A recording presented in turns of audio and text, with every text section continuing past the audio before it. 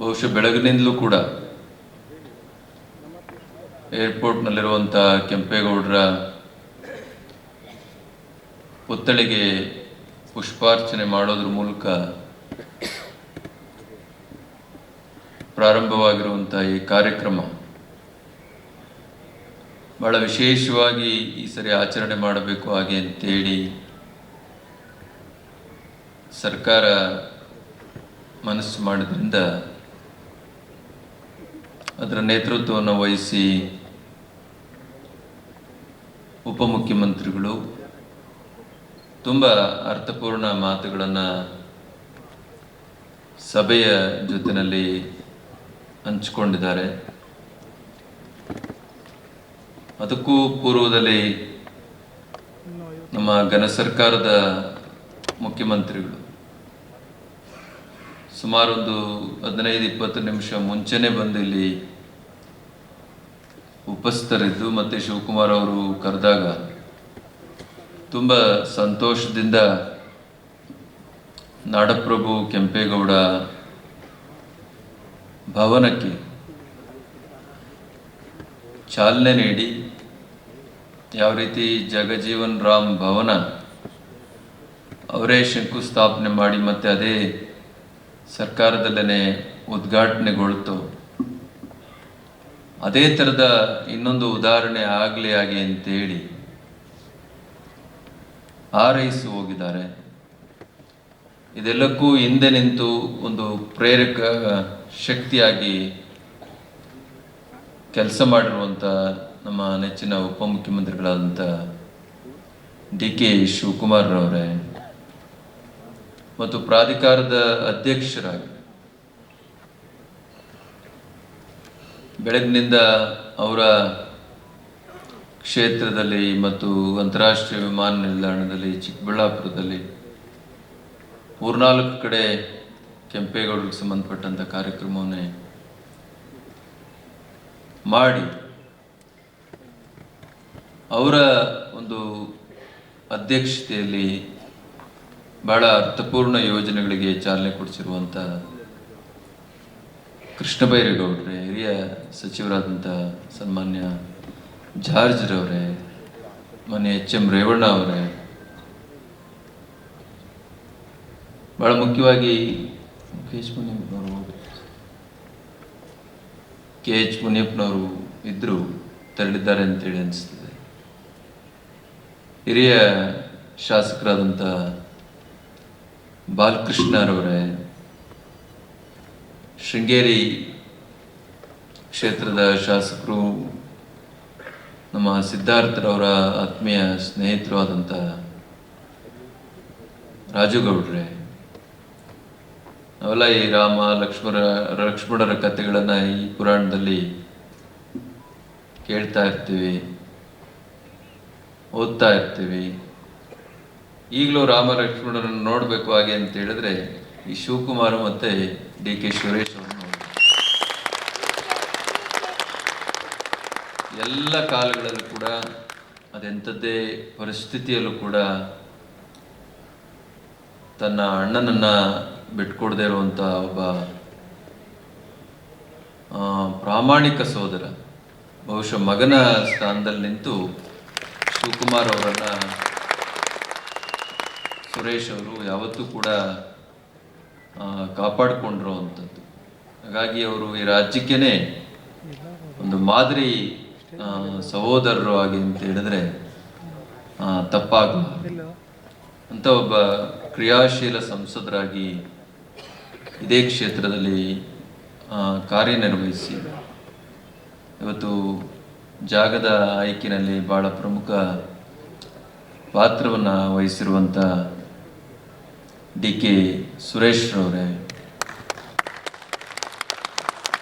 ಈಗ ಬೆಂಗಳೂರು ಹಾಲು ಉತ್ಪಾದಕರ ಸಂಘದ ಅಧ್ಯಕ್ಷರು, ಅಲ್ಲೂ ಏನು ಸುಮ್ಮನೆ ಇರೋದಿಲ್ಲ ಮನುಷ್ಯ, ಏನಾದರೂ ಕ್ರಿಯಾಶೀಲವಾಗಿ ಅದನ್ನು ಭಾಳ ದೊಡ್ಡ ಮಟ್ಟಕ್ಕೆ ಕೊಂಡೊಯ್ಯುವಂಥ ರೀತಿಯಲ್ಲಿ ಅವರು ಪ್ರಯತ್ನ ಮಾಡ್ತಾರೆ ಅನ್ನುವಂಥ ನಂಬಿಕೆ ನಮ್ಮೆಲ್ಲರೂ ಕೂಡ ಸದಾ ಇದೆ ಅಂತೇಳಿ ಈ ಸಂದರ್ಭದಲ್ಲಿ ಹೇಳ್ತಾ ಸರ್ಕಾರದ ಎಲ್ಲ ಹಿರಿಯ ಅಧಿಕಾರಿಗಳು ಮತ್ತು ಸೋಮಶೇಖರ್ ಅವರು, ಮಾಜಿ ಸಚಿವರು ಮತ್ತು ಹನುಮಂತರಾಯಪ್ಪನವರು ಇಂಥದ್ದೇ ಒಳ್ಳೆಯ ಜಾಗ ಆಗಬೇಕು ಹಾಗೆ ಅಂತೇಳಿ ಶಿವಕುಮಾರ್ ಅವರಿಗೆ ಒತ್ತಾಸೆಯಾಗಿ ನಿಂತು ಬಹುಶಃ ಒಂದು 10-12 ದಿವಸಗಳ ಹಿಂದೆ ಆ ಜಾಗಕ್ಕೂ ಅವ್ರನ್ನ ಕರ್ಕೊಂಡು ಬಂದು ಇವತ್ತು ಮೈನ್ ರೋಡ್ನಲ್ಲಿ ಎಲ್ಲೋ ಹಿಂದೆ ಕೊಟ್ಟಿದ್ರು ಅಂತೇಳಿ ಕಾಣ್ತದೆ. ನಮಗೂ ಕೂಡ ಅದು ಅಬ್ಜೆಕ್ಷನ್ ಇತ್ತು, ಭಾಳ ಹಿಂದೆ ಆಯಿತು ಮತ್ತು ಅದಿನ್ನೂ ಖಾತೆ ಪಾಣಿ ಆಗಲಿಲ್ಲ, ಅಭಿವೃದ್ಧಿ ಪ್ರಾಧಿಕಾರದ ಹೆಸರಿಗೆ ಬೇಗನೆ ಅದು ಆಗಬೇಕು ಅನ್ನುವಂಥದ್ದು. ಆದರೆ ಲೇಟ್ ಆಗಿದ್ದು ಕೂಡ ಒಳ್ಳೆಯದೇ ಆಯ್ತೇನೋ. ಯಾಕಂದ್ರೆ ಕೆಂಪೇಗೌಡರು ನಾಡು ಕಟ್ಟಿದಂಥವ್ರು, ಈ ಊರನ್ನು ಕಟ್ಟಿದಂಥವ್ರು, ಅವ್ರಿಗೆ ಎಲ್ಲೋ ಒಂದು ಮೂಲೆಯಲ್ಲಿ ಹೋಗಿ ನಾವು ಭವನ ಕಟ್ಟಿದ್ರೆ ಹೇಗೆ ಅಂತೇಳಿ ಹನುಮಂತರಾಯಪ್ಪನವ್ರಿಗೂ ಅನಿಸಿ ಶಿವಕುಮಾರ್ ಅವರನ್ನು ಮನವೊಲಿಸಿ ಅದು ಆ ಕಡೆ ಮೇನ್ ರೋಡಲ್ಲಿ, ಇದು ಅದಕ್ಕಿಂತ ದೊಡ್ಡ ಮೇನ್ ರೋಡ್ ಇದು. ಅದರಿಂದ ಇಲ್ಲಿ ರಾಜ್ಕುಮಾರ್ ಅವರ ಐಕ್ಯ ಸ್ಥಳ ಇದೆ, ಬಾಬು ಜಗಜೀವನ್ ರವರ ಬೃಹತ್ತಾದ ಭವನ ಇದೆ, ಮತ್ತು ಮುಂದೆ ಅದಕ್ಕಿಂತ ಎತ್ತರದ ಸ್ಥಾನದಲ್ಲಿ ಸ್ವಲ್ಪ ಎತ್ತರನಿರ್ಬೇಕು ಅನಿಸುತ್ತದು. 5 ಎಕರೆ ವಿಸ್ತೀರ್ಣದಲ್ಲಿ ಇವತ್ತು ಒಂದು ಅಂತಾರಾಷ್ಟ್ರೀಯ ಮಟ್ಟದ ಶಿವಕುಮಾರ್ ಅವರಿಗೆ ನಾವು ಕಟ್ಟದೆ ಹೇಳ್ಕೊಡ್ಬೇಕಾದಿಲ್ಲ. ಆತ ಗುಡ್ ಕನ್ಸ್ಟ್ರಕ್ಟರ್, ಎಂತೆಂಥ ದೊಡ್ಡ ದೊಡ್ಡ ಸಂಸ್ಥೆಗಳನ್ನ ಕಟ್ಟಿದ್ದಾರೆ. ಅಷ್ಟೇ ಅಲ್ಲ, ಸರ್ಕಾರದಲ್ಲಿ ಬಹುಶಃ ಬಹಳ ಹಿರಿತನ ಇರುವಂಥ ಎಲ್ಲ ರೀತಿಯ ಅನುಭವ ಅವರಿಗೆ ದೇವರು ಕರುಣಿಸಿದ್ದಾನೆ. ಅದರಿಂದ ಆ ಒಂದು ಭವನವನ್ನು ಕೂಡ ಅಂತಾರಾಷ್ಟ್ರೀಯ ಮಟ್ಟದ ವಿನ್ಯಾಸದೊಂದಿಗೆ ಕಟ್ಟಿ ಈ ಸರ್ಕಾರದಲ್ಲೇ ಲೋಕಾರ್ಪಣೆ ಮಾಡಲಿ ಅಂತೇಳಿ ನಾನಾದರೂ ಕೂಡ ಭಾವಿಸ್ತೇನೆ. ಕೆಂಪೇಗೌಡರ ಬಗ್ಗೆ ಮಹಾಸ್ವಾಮಿಗಳವರು ಬಹಳ ಅರ್ಥಪೂರ್ಣ ಮಾತುಗಳನ್ನು ಈಗಾಗಲೇ ಹೇಳಿದ್ದಾರೆ. ತುಂಬ ತಡ ಕೂಡ ಆಗಿದೆ. ಕೆಂಪೇಗೌಡರ ವ್ಯಕ್ತಿತ್ವ ಬಹಳ ದೊಡ್ಡದು. ಒಂದು 16 ವರ್ಷ ಮಾತ್ರ ಅವರು ಸಾಮಂತರಾಗಿದ್ದಂಥವ್ರು. ಅವರ ಆಳ್ವಿಕೆ ಈ ಕಡೆ ಕೃಷ್ಣಗಿರಿವರೆಗೂ, ಚಿತ್ತೂರವರೆಗೂ, ಕೇರಳದ ಗಡಿಯವರೆಗೂ, ಆ ಕಡೆ ನಮ್ಮ ಚಿತ್ರದುರ್ಗದ ಆಚೆವರೆಗೂ ಇತ್ತು ಹಾಗೆ ಅಂತೇಳಿ ಇತಿಹಾಸ ಹೇಳುತ್ತದೆ. ಅದಾದ ನಂತರ ಅವರು ಮಹಾರಾಜರಾಗ್ತಾರೆ. ಬಹಳ ದೊಡ್ಡ ಸಾಮ್ರಾಜ್ಯವನ್ನು ಅವರು ಸ್ಥಾಪನೆ ಮಾಡುತ್ತಾರೆ. ಮೊನ್ನೆ ಹೇಳ್ತಾ ಇದ್ರೆ ಯಾರು, ವಿಜಯನಗರ ಯುದ್ಧ ಆದಂಥ ಸಂದರ್ಭದಲ್ಲಿ ಅಚ್ಯುತರಾಯರು ಅಂತೇಳಿ ಕಾಣ್ತದೆ, ಅವರಿಗೆ ಮುಖ್ಯ ಸೇನಾಧಿಪತಿಯಾಗಿ ಕೆಂಪೇಗೌಡರು ಹೋಗಿದ್ರು. ಅವಾಗ ಅವರಿಗೆ ಗಾಯಗಳಾದಂಥ ಸಂದರ್ಭದಲ್ಲಿ ಸ್ವತಃ ಪ್ರಜೆಗಳೇನೆ ಶಾಸನವನ್ನು 2-3 ಶಾಸ್ತ್ರವನ್ನು ಬರೆಸಿ ಶಾಸನವನ್ನು ರಚನೆ ಮಾಡಿ ನಮ್ಮ ಮಹಾರಾಜರಿಗೆ ಆರೋಗ್ಯವನ್ನು ಕೊಡು, ಕ್ಷೇಮವನ್ನು ಕೊಡು ಹಾಗೆ ಅಂತೇಳಿ ಪ್ರಜೆಗಳು ಕೇಳಿಕೊಂಡಿದ್ರು. ಇವತ್ತಿಗೂ ಕೂಡ ಆ ಶಾಸನಗಳಿದ್ದಾವೆ. ಹಾಗೆ ಅಂಥ ಒಂದು ಜನಾನರಾಗಿ ಮಹಾರಾಜ ಅವಾಗೆಲ್ಲ ಸುಂಕ ಕಟ್ಟಬೇಕಾಗಿತ್ತು, ಭಾಳ ಸ್ಟ್ರಿಕ್ಟು. ಈಗ ಶಿವಕುಮಾರ್ ಅವರು ಕೂಡ ಭಾಳ ಸ್ಟ್ರಿಕ್ಟ್ ಆಗಿ ಸುಂಕ ಕಟ್ಟಬೇಕು ಅಂತ ಹೇಳಿದ್ದಾರೆ. ಟ್ಯಾಕ್ಸ್ ಕಟ್ಟಿ ಈ ಖಾತಾ ಮಾಡ್ಕೊಳ್ಳಿ, ನಿಮ್ಮ ಆಸ್ತಿಗಳನ್ನೆಲ್ಲ ಅಧಿಕೃತ ಮಾಡ್ಕೊಳ್ಳಿ ಅಂತೇಳಿ ಮಾಡಿದ್ದಾರೆ. ಇಲ್ಲ ಅಂತ ಹೇಳಿದ್ರೆ ಜೈಲು ಅಂತ ಇತ್ತು, ಅವಾಗ ಕಾರಾಗೃಹಕ್ಕೆ ಹಾಕ್ತೀವಿ ಅಂತ. ಆಗಿನ್ನೂ ಕೆಂಪೇಗೌಡರು ಸಾಮಂತರು ಕೂಡ, ಪಾಳೆಗಾರರು ಕೂಡ ಆಗಿಲ್ಲದೆ ಇರೋವಂತಹ ಕಾಲ. ಆ ಕೆಂಪೇಗೌಡರು ಹೇಳ್ತಾರೆ, ನನ್ನ ಜನರ ಸುಂಕ ಕಟ್ಟಲಿಕ್ಕೆ ಅವ್ರಿಗೆ ಶಕ್ತಿ ಇಲ್ಲ, ಅದರಿಂದ ಅವರ ಆಸ್ತಿನ ಮುಟ್ಟುಕೋಲು ಮಾಡಿಕೊಡ್ಬೇಡಿ, ಅವ್ರಿಗೆ ಕಾರಾಗೃಹ ವಾಸ ಕೊಡಬೇಡಿ, ಅವ್ರ ಬದಲು ನಾನು ಜೈಲಿಗೆ ಹೋಗ್ತೇನೆ, ಅವರ ತೆರಿಗೆ ಕಟ್ಟಿದ ಮೇಲೆ ನನ್ನನ್ನು ಬಿಡುಗಡೆ ಮಾಡಿ. ಹಾಗೆ ಕೆಂಪೇಗೌಡರದು ಅಷ್ಟು ದೊಡ್ಡ ವ್ಯಕ್ತಿತ್ವ. ಹಾಗಾಗಿ ಅಂಥವ್ರು ಒಬ್ಬ ಸಾಮಾನ್ಯ ವ್ಯಕ್ತಿ ಆದಂಥ ಕೆಂಪೇಗೌಡರು, ಅವರ ತಂದೆಯವರು ಬೆಂಗಳೂರಂಥ ನಗರವನ್ನು ಕಟ್ಟೋದ್ರ ಮೂಲಕ, ಒಂದು ಸಣ್ಣ ಪಾಳೆಪಟ್ಟಣ ಸ್ಥಾಪನೆ ಮಾಡೋದ್ರ ಮೂಲಕ, ಸಾಮಂತರಾಗೋ ಮೂಲಕ, ವಿಜಯನಗರ ಸಾಮ್ರಾಜ್ಯಕ್ಕೆ ಸಾಮಂತರಾಗೋ ಮೂಲಕ, ತನ್ನ ಪ್ರತಿಭೆಯಿಂದಲೇ, ತನ್ನ ಅರ್ಹತೆಯಿಂದಲೇ ಒಬ್ಬ ಜನಾನರಾಗಿ ಆಗಿ, ನಾವ್ಯಾಕೆ ಇವತ್ತು ಇಂಥ ಆಡಳಿತಕ್ಕೂ ಕೂಡ ಕೆಂಪೇಗೌಡರು ಮಾದರಿ ಆಗಬೇಕು ಹಾಗೆ ಅಂತ ಹೇಳ್ತೀವಿ ಅಂತ ಹೇಳಿದ್ರೆ, ಇವತ್ತೇ ನಾವು ಸಮಾನತೆಯ ಪಾಠವನ್ನು ನಾವೆಲ್ಲರೂ ಕೂಡ ಕೇಳ್ತಾ ಇದ್ದೇವೆ. ಅವತ್ತೇನೆ 64 ಪೇಟೆಗಳನ್ನು ಕಟ್ಟಿ ಎಲ್ಲ ಸಮುದಾಯಗಳನ್ನು ತಳ ಸಮುದಾಯಗಳನ್ನು, ಎಲ್ಲ ವರ್ಗದವರನ್ನು ಅವರ ವೃತ್ತಿಯ ಆಧಾರದ ಮೇರೆಗೆ ಆ ಪೇಟೆಗಳನ್ನು ಕೊಟ್ಟು ಅಲ್ಲಿ ಅವರು ಮಾಡುವಂಥ ಉತ್ಕೃಷ್ಟ ಉತ್ಪನ್ನಗಳನ್ನು ಜಾಗತಿಕ ಮಾರುಕಟ್ಟೆನ ದೊರಕಿಸಿಕೊಟ್ಟಂಥವ್ರು ಕೆಂಪೇಗೌಡರು. ಅರಬ್ ರಾಷ್ಟ್ರಗಳಿಂದಲೂ ಕೂಡ ಕೆಂಪೇಗೌಡರ ಸ್ಥಾಪನೆ ಮಾಡಿದಂಥ ಮಾರುಕಟ್ಟೆಗೆ ಬಂದು ಜನ ಕೊಳ್ತಾ ಇದ್ರು. ಅಲ್ಲಿ ವ್ಯಾಪಾರ ವಹಿವಾಟುಗಳು ನಡೀತಾ ಇದ್ವು. ನಮ್ಮ ಜನಗಳಿಗೆ ಯಾವತ್ತೂ ನೀರಿಗೆ ತೊಂದರೆ ಆಗಬಾರ್ದು ಹಾಗೆ ಅಂತೇಳಿ ನೂರಾರು ಕೆರೆಕಟ್ಟೆಗಳನ್ನು ಸ್ಥಾಪನೆ ಮಾಡಿದ್ರು ಕೆಂಪೇಗೌಡರು. ಹಾಗೇನೆ ನೂರಾರು ಗುರುಕುಲಗಳನ್ನು ಸ್ಥಾಪನೆ ಮಾಡಿದ್ರು. ಎಜುಕೇಶನ್ ನಮ್ಮ ಜನ ಮುಂದೆ ಇರಬೇಕು, ಸಾಮಾಜಿಕವಾದಂಥ ಸಾಮ್ಯತೆ, ಎಲ್ಲರೂ ಕೂಡ ಒಂದೇ. ಈಗೇನು ನಾವು ಸರ್ವ ಜನಾಂಗದ ಶಾಂತಿಯ ತೋಟ ಹಾಗೆ ಅಂತ ಹೇಳ್ತೀವಿ, ಎಲ್ಲರೂ ಕೂಡ ಒಂದೇ ಅನ್ನುವಂಥ ಭಾವನೆಯನ್ನು ಸಾರುವಂಥ ಕೆಲಸವನ್ನು ತಮ್ಮ ಆಚರಣೆಯಲ್ಲಿ ತರುವಂಥ ಕೆಲಸ ಮಾಡಿದರು. ಹಾಗಾಗಿ ಇವತ್ತು ಯಾವತ್ತಿಗೂ ಕೂಡ ಕೆಂಪೇಗೌಡರು ತಮ್ಮ ವ್ಯಕ್ತಿತ್ವದಿಂದ ಪ್ರಸ್ತುತರಾಗ್ತಾರೆ. ಅವರ ಹೆಸರಿನಲ್ಲಿ ಬಹಳ ದೊಡ್ಡ ದೊಡ್ಡ ಕೆಲಸ ಆಗಬೇಕು. ಮೊನ್ನೇನು ಕೆಂಪೇಗೌಡರ ಬಹಳ ದೊಡ್ಡ ಏಷ್ಯಾ ಖಂಡದಲ್ಲೇ ಬಹಳ ದೊಡ್ಡ ಬಡಾವಣೆ ಅಂತೇಳಿ ಕಾಣ್ತದೆ, ಕೆಂಪೇಗೌಡ ಬಡಾವಣೆ.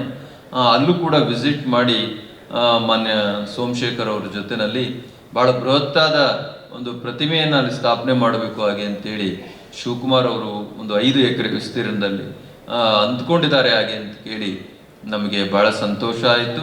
ಅದೇ ರೀತಿ ಈಗ ಕೆಂಪೇಗೌಡ ಬಸ್ ನಿಲ್ದಾಣ ಹಾಗೆ ಅಂತೇಳಿ ತಾವೇನೋ ಕರೀತಾ ಇದ್ದೀರಿ, ಬಟ್ ಅದೆಲ್ಲ ಮೆಜೆಸ್ಟಿಕ್ ಅಂತಲೇ ಭಾಳ ಖ್ಯಾತಿ ಹೊಂದಿರುವಂಥದ್ದು. ಅದರಿಂದ ಅದಕ್ಕೆ ಒಂದು ಅರ್ಥಪೂರ್ಣವಾದ ಇದು ಬರಬೇಕು ಹಾಗೆ ಅಂತ ಹೇಳಿದ್ರೆ, ಅರ್ಥ ಬರಬೇಕು ಹಾಗೆ ಅಂತ ಹೇಳಿದ್ರೆ ಅದನ್ನು ಭಾಳ ದೊಡ್ಡದಾದ ಒಂದು ಕೆಂಪೇಗೌಡ ಬಸ್ ನಿಲ್ದಾಣ ಅಂತಲೂ ಮತ್ತು ಭಾಳ ಬೃಹತ್ತಾದ ಒಂದು ಸುಂದರವಾದ ಪ್ರತಿಮೆಯನ್ನು ಮೆಜೆಸ್ಟಿಕ್ಕಿಗೆ ನಾವು ಹೇಳ್ತೀವಿ. ಅಲ್ಲಿ ಶಿವಕುಮಾರ್ ಅವರು ಸರ್ಕಾರದ ಪ್ರಮುಖರವರು, ಆಮೇಲೆ ಈ ಊರಿಗೆ ಅವರೇ ಉಸ್ತುವಾರಿ ಸಚಿವರು. ಅವತ್ತು ಕೆಂಪೇಗೌಡರು ಆಳಿದ್ರು, ಇವತ್ತು ಈ ಊರನ್ನು ಅವರು ಆಳ್ತಾ ಇದ್ದಾರೆ ಸಿದ್ದರಾಮಯ್ಯನವರ ನೇತೃತ್ವದಲ್ಲಿ. ಅದರಿಂದ ಆ ಕೆಲಸ ಮಾಡಬೇಕು. ಮತ್ತು ಒಂದು ವಿಶ್ವವಿದ್ಯಾನಿಲಯಕ್ಕೆ ಇಂದಿನ ಸರ್ಕಾರ ಬಹುಶಃ ಕುಮಾರಸ್ವಾಮಿ ಅವರು ಅಂತೇಳಿ ಕಾಣ್ತದೆ ಸ್ಕಿಲ್ ಡೆವಲಪ್ಮೆಂಟು ಯೂನಿವರ್ಸಿಟಿಯನ್ನು ಮಾಡಬೇಕು ಹಾಗೆ ಅಂತೇಳಿ ಅಂದ್ಕೊಂಡು ಆಗಲಿಲ್ಲ. ಅದು ಶಿವಕುಮಾರ್ ಅವರು ಕೂಡ ಅದು ಗೊತ್ತಿರುವಂಥ ವಿಷಯ. ಅದರಿಂದ ಯಾವುದಾದ್ರೂ ಒಂದು ದೊಡ್ಡ ವಿಶ್ವವಿದ್ಯಾಲಯಕ್ಕೆ ಹೆಸರಿಡುವಂಥದ್ದಾದರೂ ಮಾಡಿ, ಇಲ್ದಿದ್ರೆ ಬಹಳ ವಿಶೇಷವಾದ ಒಂದು ದೊಡ್ಡ ವಿಶ್ವವಿದ್ಯಾಲಯವನ್ನು ತೆರೆದು ಆ ಕೆಂಪೇಗೌಡರ ಹೆಸರನ್ನು ಆ ವಿಶ್ವವಿದ್ಯಾನಿಲಯಕ್ಕೆ ಇಡಬೇಕು ಹಾಗೆ ಅಂತೇಳಿ ಈ ಸಂದರ್ಭದಲ್ಲಿ ಸರ್ಕಾರವನ್ನು ಕೇಳ್ತಾ, ಬಸವಣ್ಣವರ ಪಟವನ್ನು ಎಲ್ಲ ಸರ್ಕಾರಿ ಕಚೇರಿಗಳೆಲ್ಲ ಹಾಕಬೇಕು ಹಾಗೆ ಅಂತೇಳಿ ಹಿಂದಿನ ಸರ್ಕಾರ ತೀರ್ಮಾನ ಮಾಡ್ತು. ನಾವೆಲ್ಲ ಸ್ವಾಗತ ಮಾಡೋದು. ಬಸವಣ್ಣವರು ಸಮಾನತೆಯ ಅಧಿಕಾರ, ಎಲ್ಲ ವರ್ಗವನ್ನು ಕೂಡ ಗುರುತಿಸಿ ಮುಖ್ಯವಾಹಿನಿಗೆ ತಂದಂಥ ಒಬ್ಬ ದೊಡ್ಡ ಕ್ರಾಂತಿಕಾರಿ ವ್ಯಕ್ತಿ. ಅದನ್ನು ನಾವು ಸ್ವಾಗತ ಮಾಡಿದ್ವಿ. ನೀವು ಇಡೀ ನಾಡಿಗೆ ಆಗ್ತಿರೋ ಇಲ್ಲವೋ ನಮಗೆ ಗೊತ್ತಿಲ್ಲ, ಅಟ್ಲೀಸ್ಟ್ ಈ ಒಂದು ಊರಿಗಾದರೂ ಕೂಡ ಬೆಂಗಳೂರು ನಗರದಲ್ಲಿರುವಂಥ ಎಲ್ಲ ಸರ್ಕಾರಿ ಕಚೇರಿಗಳಲ್ಲಿ ಕೆಂಪೇಗೌಡರ ಫೋಟೋವನ್ನು ಹಾಕುವಂಥ ಕೆಲಸವನ್ನಾದರೂ ಕೂಡ ಸರ್ಕಾರ ಮಾಡಬೇಕು ಅನ್ನುವಂಥ ಬೇಡಿಕೆಯನ್ನು ಈ ಸಂದರ್ಭದಲ್ಲಿ ಇಡ್ತಾ ವರ್ಷ ಇಡ್ತಾ ಇರ್ತೀವಿ. ಒಂದೊಂದೇ ಆಗ್ತಾ ಇದೆ.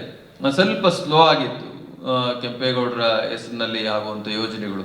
ಅಧ್ಯಯನ ಕೇಂದ್ರ ಆಗಲಿಲ್ಲ ಹಾಗೆ ಅಂತ ಇತ್ತು. ಮೊನ್ನೆ ಶಿವಕುಮಾರ್ ಅವರು ಅದಕ್ಕೂ ಭೇಟಿ ಕೊಟ್ಟು ಉಳಿದಿರುವಂಥ ಹಣವನ್ನು ತಕ್ಷಣ ಬಿಡುಗಡೆ ಮಾಡ್ತೀನಿ, ಫಾಸ್ಟಾಗಿ ಕೆಲಸ ಮಾಡಿ ಅಂತೇಳಿ, ಮತ್ತೆ ಒಂದಷ್ಟು ನಕ್ಷೆ ಬದಲಾವಣೆ ಕೂಡ ಅವರು ಮಾಡಿಸಿದ್ದಾರೆ ಅಂತೇಳಿ ನಾನು ಕೇಳ್ಪಟ್ಟೆ. ಈ ಕೆಂಪೇಗೌಡರ ಕೆಲಸವನ್ನು ಕೆಂಪೇಗೌಡರ ಮಗ ಆಗಿ ಮತ್ತೆ ಎಲ್ಲ ಹಿರಿಯ ಮಕ್ಕಳು ಕೂಡ ಅವರ ವಂಶದಲ್ಲಿ ಹೆಸರಿಡುವಂಥದ್ದು ಕೆಂಪೇಗೌಡ ಅಂತ. ಅದರಿಂದ ಶಿವಕುಮಾರ್ ಕೂಡ ಇನ್ನೊಬ್ಬ ಕೆಂಪೇಗೌಡ. ಅದರಿಂದ ಅವ್ರ ಕಾಲದಲ್ಲಿ ಆಗಲಿಲ್ಲ ಅಂದ್ರೆ ಇನ್ಯಾರ ಕಾಲದಲ್ಲಿ ಆಗ್ತದೆ. ಒಬ್ಬ ಉದಾರಿ ಮುಖ್ಯಮಂತ್ರಿಗಳಿದ್ದಾರೆ, ನಿಮಗೆ ಏನು ಕೇಳಿದ್ರು ಕೂಡ ಕೊಡುವಂಥ ಸಿದ್ದರಾಮಯ್ಯನವರು ಇದ್ದಾರೆ. ಅದರಿಂದ KG ಯಿಂದ PG ಯವರೆಗೂ ಕೆಂಪೇಗೌಡರ ಪಠ್ಯವನ್ನು ಅಳವಡಿಸಬೇಕು. ನಮ್ಮ ಪೀಳಿಗೆ, ನಮ್ಮ ಮಕ್ಕಳು ಕೆಂಪೇಗೌಡರ ಇತಿಹಾಸವನ್ನು ಓದಬೇಕು. ಅದರಲ್ಲಿ ಯಾರಾದರೂ ಒಂದು 100 ಜನ, ಎಲ್ಲರೂ ಕೆಂಪೇಗೌಡರು ಆಗ್ಬೇಕಾದಿಲ್ಲ, ಒಂದು 100 ಜನ ನಾವು ಕೂಡ ಏನಾದರೂ ಈ ಜಗತ್ತಿಗೆ ಬೇಕಾದದ್ದನ್ನು ಸಾಧನೆ ಮಾಡ್ತೀವಿ ಹಾಗೆ ಅಂತೇಳಿ ಹೊರಟ್ರೆ ಈ ಸರ್ಕಾರಕ್ಕೆ ಅದಕ್ಕಿಂತ ದೊಡ್ಡ ಸಾರ್ಥಕತೆ ಇನ್ನೇನಿದೆ. ಅದರಿಂದ KG ಯಿಂದ PG ಯವರೆಗೆ ಅವರ ಪಠ್ಯವನ್ನು, ಅವರ ಇತಿಹಾಸದ ಪಠ್ಯವನ್ನು ಇಡಬೇಕು ಹಾಗೆ ಅಂತೇಳಿ ಸರ್ಕಾರಕ್ಕೆ ಕೇಳ್ತಾ, ಬೇಕಾದಷ್ಟು ವಿಷಯಗಳು ಕೆಂಪೇಗೌಡರ ವಿಷಯದಲ್ಲಿ ನಾವು ಕೇಳ್ತಾನೆ ಇದ್ದೇವೆ. ಸರ್ಕಾರ ಒಂದೊಂದನ್ನ ಬೇಗ ಮಾಡುತ್ತದೆ, ಒಂದೊಂದನ್ನು ಸ್ವಲ್ಪ ಅವ್ರದೇ ಆದ ಕಾನೂನಾತ್ಮಕವಾದ ಜಂಜಾಟಗಳು ಅಥವಾ ಆಡಳಿತಾತ್ಮಕವಾದಂಥ ತೊಡಕುಗಳಿಂದ ತಡ ಆಗ್ತದೆ.